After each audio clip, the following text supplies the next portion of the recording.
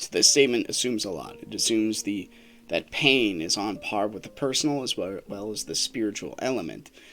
So in the individual, you can house both. You can house both the transcendent and you can house the physical. And there's a couple ways you can look at this.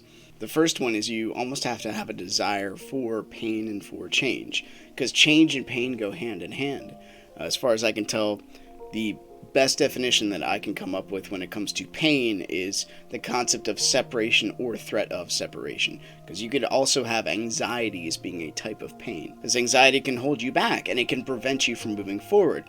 And if you're scared of something moving you forward, if you're scared of progressing, it's a test and it's painful, but it needs to be broken. It needs to be constantly rejuvenated. What happens if you don't constantly rejuvenate it? What happens if you look at life as if you're not going to continue to go forward and maybe fractal out even beyond your own death, as if you ending is the end of all life itself? What happens is movement stops. It's either you're going up or out, one or the other. That's kind of like the model paradigm for the military as well. You're either going up or out, one or the other, especially if you're in the officers' ranks. And that is kind of what it is. You treat yourself with a sort of personal dignity, a kind of dignity that you would give other people, but you also have to do it to yourself because you have to be growing.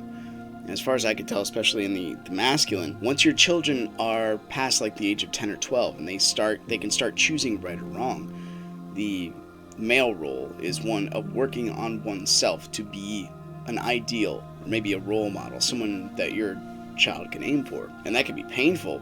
Working out isn't very pleasant, but what's the alternative? You don't treat your body right, you can't use it for the last 15 years of your life. Or maybe you treat it really bad, and then you have to have your children take care of you before their time, like in your 50s or something like that. Or you don't treat your financial life properly, you don't take care of your house, or you don't take care of them, but you're just dooming the next generation. Because it's either up or out, it's one or the other. And that's kind of like, it's the same thing with your aim. Are you aiming for personal growth and change? Because life itself is just a giant enigma to science, especially in the secular sense. It works against entropy. It's a gigantic miracle, both in the creation of everything and in just life itself in a biological sense. Miracle doesn't even explain it. Like the odds are so low that life would happen. So life has to have a measurement of when it does not grow, and that would be pain. And the threat thereof, which is the anxiety, again, is you having your ability to maybe predict a little bit in the future, see which way your aim could take you if you're going a certain route, and saying, that might hurt a little bit, but what's the alternative?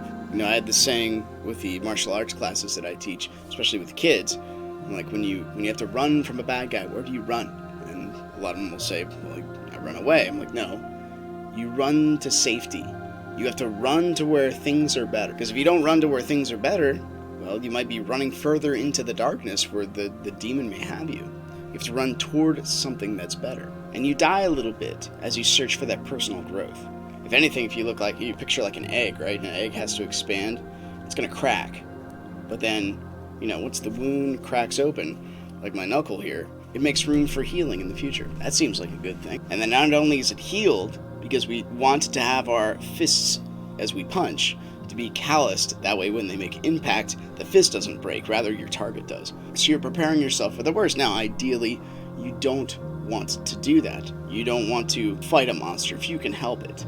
But sometimes you have to. Sometimes you have to fight a demon. Sometimes you have to fight something is a snare to you, that is your actual weakness. And what's greater, the pain of the fight or the pain of the surrender?